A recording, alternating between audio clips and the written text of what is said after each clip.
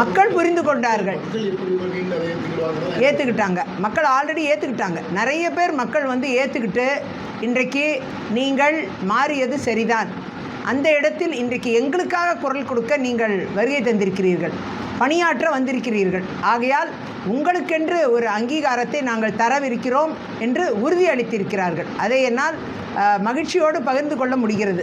காரணம் என்னவென்றால் அவர்கள் என்னை முழுமையாக தெரிந்து கொண்டு இருக்கிறார்கள். நான் ஒன்றும் தெரியாத நபர் இல்லை.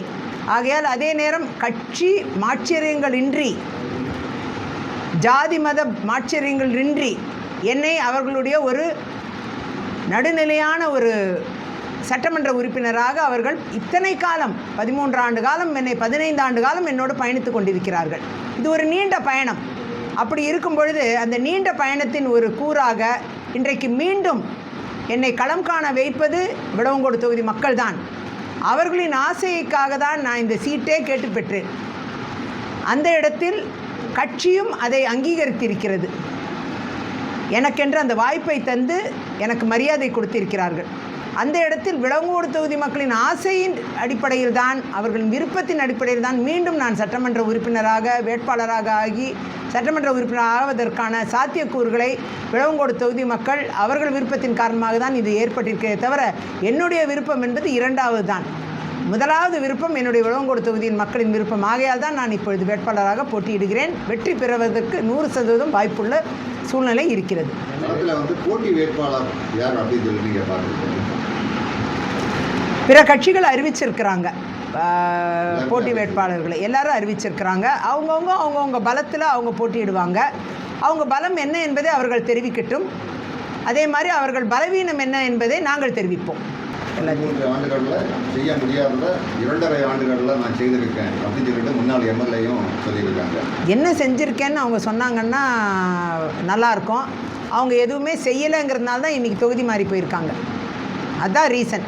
வேறு ஒரு ஆளை கொண்டாந்து விடுறாங்கன்னா அப்போ காங்கிரஸ் கட்சியில் ஆள் இல்லை. அதே மாதிரி ஒருத்தர் தொகுதி மாறி போகிறாங்கன்னா அந்த 2 ஆண்டில் அவங்க ஒன்றும் செய்யலை. செஞ்சுருந்தாங்கன்னா இங்கே தொடர்ந்துருப்பாங்க. அவங்க தொடரலை. அவங்க தொகுதி மாறி போகிறதுலே இன்ட்ரெஸ்டாக இருந்தாங்க, அவங்க போயிட்டாங்க.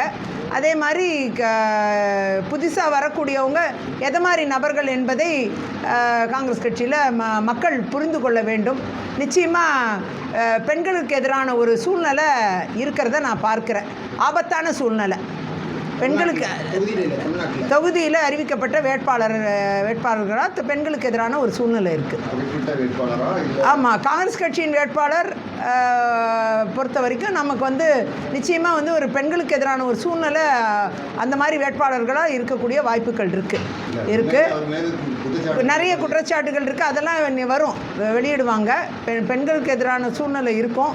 அதே மாதிரி நிறைய தவறுகள் என்ன உண்டோ நான் சுட்டி காமிக்கிறதோட பிறர் சுட்டி காமிச்சா தான் நல்லாயிருக்கும். எனக்கு இந்த தவறுகளை சுட்டி காமிக்கிறதுல விருப்பம் இல்லை. ஆனால் பெண்களுக்கு எதிரான குற்றங்களாக இருந்தால் நிச்சயமாக அதை நான் கவனத்தில் எடுத்துக்கொண்டு பேசணும். ஏன்னா அவை சமுதாயத்துக்கு நல்லதில்லை. பெண்ணுங்கிற முறையில் அதை நான் பார்க்குறேன்.